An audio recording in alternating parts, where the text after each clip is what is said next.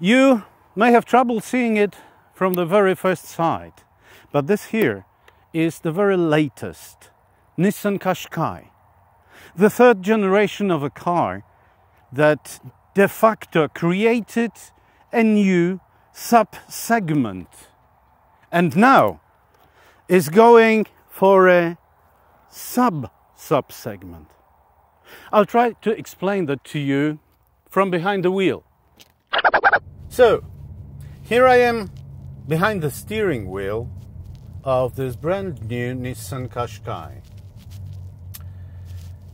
And I have a lot to tell you. Okay, first things first. Why I said it's going for a sub-segment. Well, this is quite complicated and easy in the same time. Because just remember the Nissan Juke, which was not conceived or created as another B-segment car. No, it was a B-segment crossover SUV. But nobody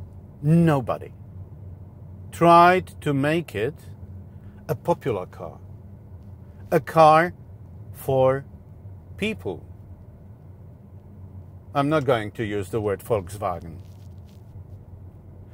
It was meant to be a new pet in the family. Yes, a new pet in the family. Something to hold, something to love, something to hug, something to spoil with my gifts, with my money. If I love my dog, I have no problem in buying him a leash with diamonds on it. If I love my dog, I have no problem in buying him a silk cushion. I will not have a problem. I will be happy to do it. And this is exactly what happened to Nissan Juke and its owners, its buyers. Here, Nissan Qashqai, that was actually the forerunner of a brand new sub-segment in the compact cars segment, C segment if you wish. A car that was not just another family car within the C segment. It was meant to be a different family car. It was a crossover SUV, which meant nothing by then within the C segment of the market. So, well, now the third generation of this car does not want to be a family car anymore. No, I'll say different. Of course, it is going to be a family car because of how it's built. Look at it. Okay, the outside dimensions are almost identical, but thanks to the new platform, the cabin is much more spacious, and the boot is bigger by 1/4, by almost 25%. That really means something. And look at these doors. The opening is almost 90 degrees. It's very easy to get in and get out. Really. What's more, the cabin, the cockpit, the finish, the build, the solidness of this car, everything tells me it's a perfect family car. You are not able to destroy it being just a normal kid. You are not able to destroy it being just a non-careful adult. It's so well built. It's so good finished. It is a great family car. The ergonomics, perfect. Well, almost, because the axis of the steering wheel is approximately 3.5 centimeters to the outside from the middle of the body of the driver. Don't know why. Plus, okay, we have the virtual cockpit, meaning the dash. Okay, that's the reality. You cannot go over. But the rest of the cockpit, lots of physical, normal buttons, switches. Okay? No stupid mistakes if we have a wireless charger for the smartphone. It does charge even if you put the biggest and most demanding energetically smartphone in the market. And it is charging. Plus, wireless Apple CarPlay, flawless. It is a great car, really. Plus, a very, very, very good suspension. I mean, it's supple and subtle in the same time. It's something that you could await, well, outside US. That's something you could await from Ford cars. It's both very comfortable and very sporty. It's, well, I don't know, inviting for a dynamic, active driving. The steering is precise, with lots of feedback. This is a driver's car. Really. With just one problem. It has no engine. Well, of course it does. Because, at least for Europe, for European Union, we have 3 versions of an electrified 4-cylinder inline turbocharged petrol engine 1.3. We've known this engine for, well, now years as something that's driving Renaults, Dacias, Nissans, Mercedeses,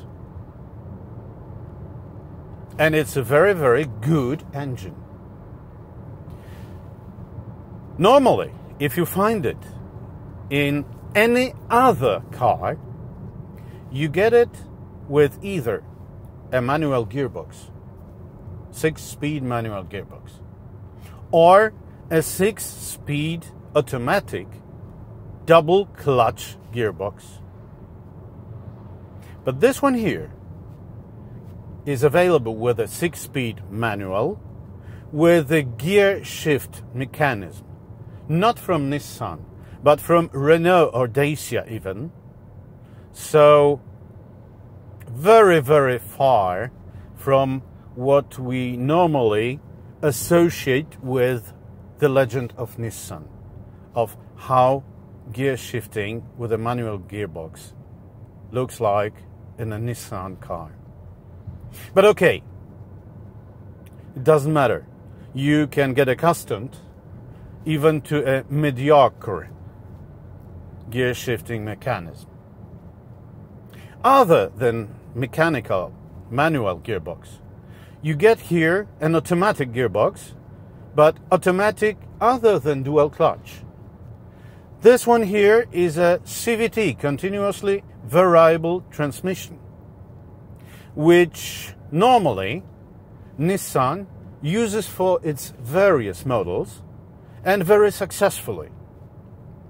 It is a very good automatic transmission, really suitable for most cars, urban cars. This car here, however, is not an urban car. It's a C-segment crossover SUV of a very personal, pet-like character. So does it suit? Yes, and how?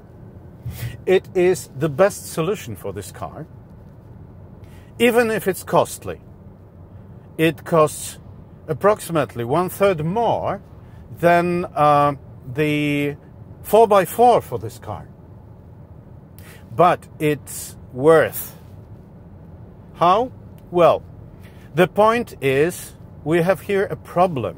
As I said, the car does not have an engine, and I meant by that we have the engine created under the so-called WLTP, the new norm for exhaust gases and fuel consumption. The producers try to fulfill the requirements by castrating either the engine or the transmission, or both, electronically, so that the whole drivetrain is not going to drive your car. You step on gas and nothing happens. You have a quite good 1.34 inline turbocharged petrol engine here, with quite a good torque of 260 or 270 Newton meters. And it won't go. Considering that the whole cabin is so fantastically sound isolated, it's humiliating for the driver, because, you know, if it's so quiet inside, you hear every curse that the driver is shouting at this engine. Go! For God's sake, go! Point is, below 2500 revs, this engine has no charging. So the turbocharge does not work.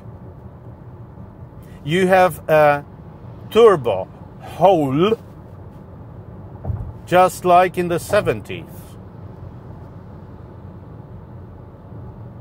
However, if you buy a CVT, an automatic version, all this trouble goes away. You know nothing about it.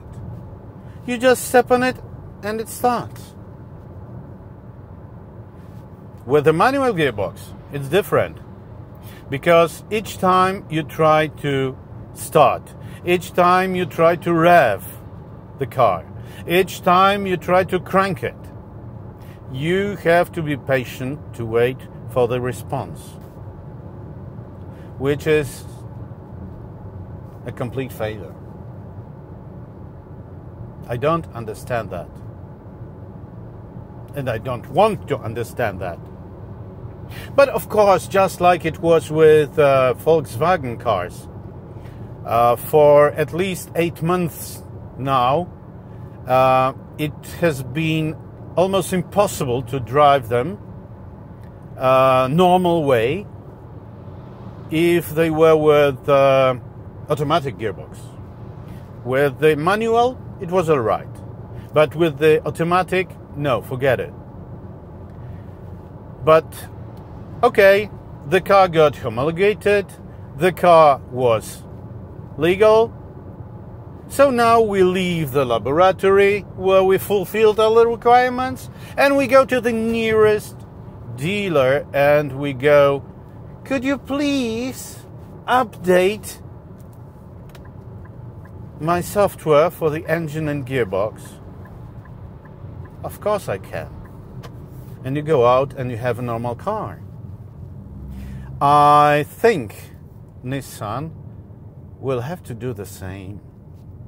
Because, you know, if you create a car that good, if you create a car which is so well conceived, so well planned, prepared,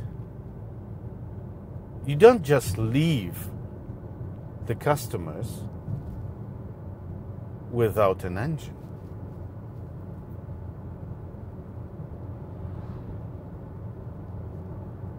Thank you.